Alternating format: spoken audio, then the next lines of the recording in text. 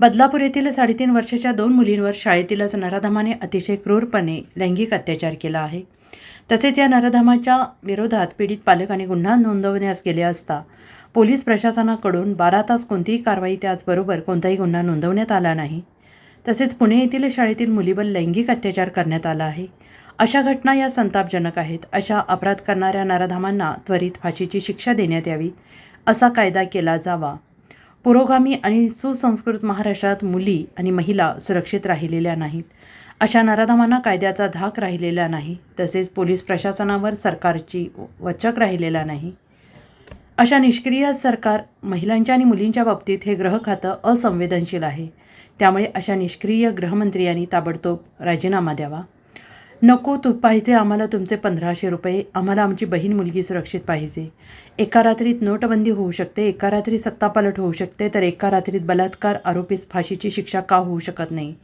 अशा बेजबाबदार सरकारचा जाहीर निषेध। सांगली शहर जिल्हा महिला राष्ट्रवादी काँग्रेस शरदचंद्र पवार पक्षाच्या वतीने तसेच आरोपीस त्वरित फाशीची शिक्षा व्हावी, या गृहमंत्र्यांनी राजीनामे द्यावेत अशी मागणी जिल्हाधिकारी सांगली यांना निवेदन देऊन निवेदनाद्वारे केलीत आहोत।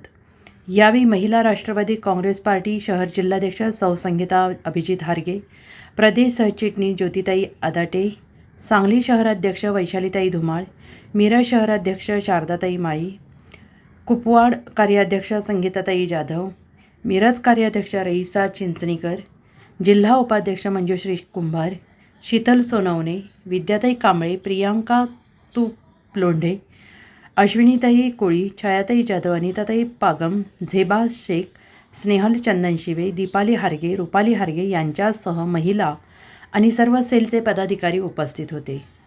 A1 update news. राष्ट्रवादी काँग्रेस शरदचंद्र पवार पक्षाचे प्रदेशाध्यक्ष माननीय जयंत पाटील साहेब, महिला प्रदेश अध्यक्ष रोहिणीताई खडसे यांच्या मार्गदर्शनाखाली आज राष्ट्रवादी सांगली शहर महिला आघाडीतर्फे आज आम्ही कलेक्टर साहेबांना एक निवेदन देत आहोत। बदलापूर येथे काल 4 वर्षाच्या 2 मुलींच्या अत्याचाराविरोधात जे आंदोलन छेडलं गेलेले आहे, त्या आंदोलनाला आम्ही सर्व महिला पाठिंबा देत आहोत। बदलापूर येथे शालेय एका कर्मचाऱ्याकडून 4 वर्षाच्या 2 मुलींवर लैंगिक अत्याचार केला जातो आणि जेव्हा ही पीडित पालक पोलीस स्टेशनमध्ये गुन्हा नोंद करायला जातात तर त्यांना 12-12 तास असे सलग 2 दिवस पोलीस स्टेशनमध्ये बसवून घेतलं जातं।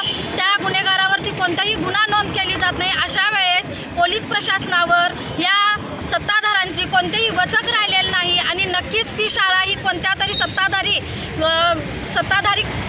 तरी अध्यक्षाचीच शाळा असणार आहे। त्याशिवाय हे पोलीस प्रशासन इतकी हलगर्जीपणा करत नाही। हे जे राज्य सरकार आहे असंवेदनशील आहे। महिलांच्या बाबतीत कोणतीही सुरक्षिततेच्या बाबतीत त्यांना कोणतीही काळजी राहिलेली नाही आहे आणि आज आमच्या सर्व महिलांकडून अशा निराधामांना त्वरित फाशीची शिक्षा दिली जावी। पासपोर्ट, त्यांची जबाब, त्यांचे पुरावे ह्या सगळ्या बाजूला ठेवून त्वरितच शिक्षा दिली पाहिजे, जेणेकरून परत कुणी असा अपराध करताना 10 वेळा विचार केला पाहिजे। आणि या सत्ताधाऱ्यांच्या विरोधात आम्ही जाहीर विरोध करतो, निषेध करतो। त्याचबरोबर जर एका रात्रीत पक्ष फोडला जातो, एका रात्रीत सत्ता बदलली जाते, नोटबंदी केली जाते, तर मग एका रात्रीत असल्या अपराधांना फाशीची शिक्षा का दिली जात नाही? इथे आमच्या राज्याचे 2 उपमुख्यमंत्री आहेत। एक उपमुख्यमंत्री हे गुलाबी गाडीतून फिरतात, तर एक उपमुख्यमंत्री पक्ष फोडण्यात व्यस्त आहेत आणि आमचे मुख्यमंत्री लाडक्या बहिणीची